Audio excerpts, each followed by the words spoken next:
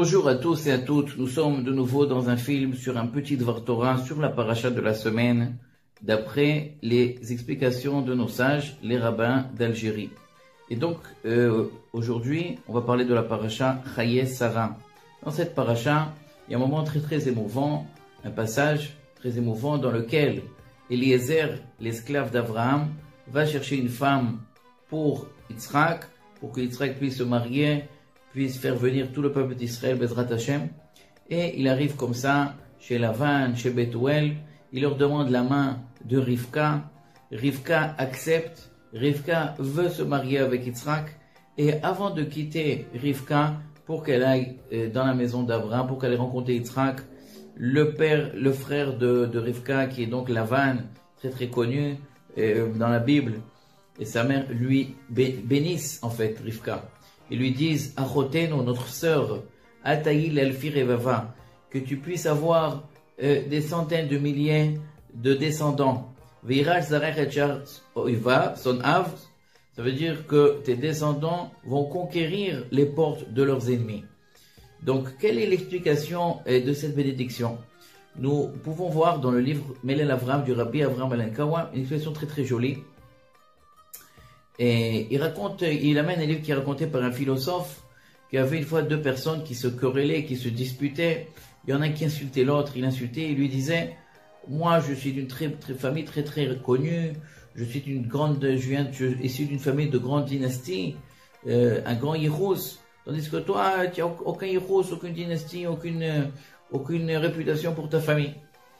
Et comme ça il insultait, et puis l'autre lui a répondu, il a dit une phrase. Il a dit une phrase frappante.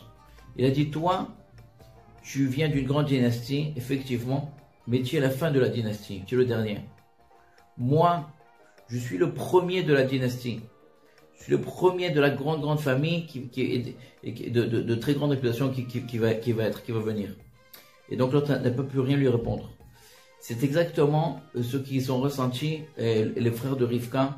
Ils savaient qu'eux-mêmes sont des Réchaïm, sont des mécréants, mais Rivka était une grande sadéquette qui a grandi chez eux, qui a grandi dans leur maison. Donc avant de la quitter, ils ont dit, Achotenu at ayil al-ferevava, toi tu vas être la tête d'une grande dynastie, d'une grande famille Bezrat Hashem du peuple d'Israël.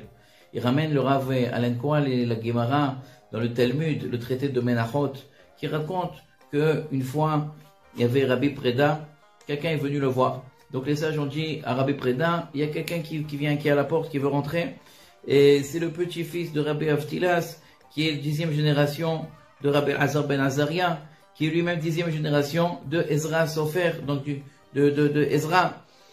Et alors il leur a dit, Rabbi Preda, qu'est-ce que ça veut dire? Si lui c'est un Talmid Chacham, c'est très joli, mais si lui c'est pas un Talmid Chacham, alors à quoi ça sert? C'est le petit-fils de tel et un tel. Et c'est ça exactement ce qu'ils ont voulu dire. Et le frère Lavan, le frère de Rivka, toi, tu vas être toi-même quelqu'un de grand. Pas seulement parce que tu es tu es la sœur des parents d'Abraham, tu fais partie de la famille d'Abraham, comme avait dit Eliezer, je viens chercher une femme chez la famille d'Abraham. Pas parce que tu es de la famille d'Abraham, parce que tu es toi-même. Toi-même, tu vas commencer à faire une grande dynastie, d'une très grande réputation, parce que tu es une grande sadéquette. Ça me rappelle un petit peu une anecdote qui s'était passée avec le Baba Saleh. Au jour où il avait rencontré un monsieur qui était un monsieur très simple.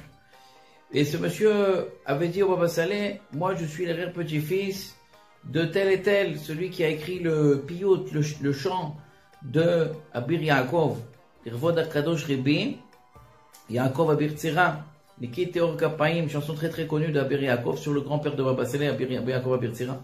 Il a dit, moi c'est mon grand-père qui a écrit cette chanson.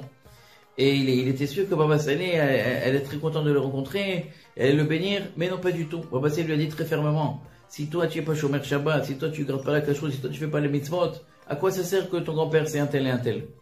Donc ça veut dire que finalement, d'avoir du zéchut avot, d'avoir des parents qui étaient des gens de Torah, des arrière-grands-parents, etc., c'est très bien dans le cas où nous, on continue leur chemin. Mais si nous, on ne continue pas leur chemin, eh ben ça ne sert pas tellement à grand-chose. Voilà, Shabbat Shalom, et on se reverra au prochain film.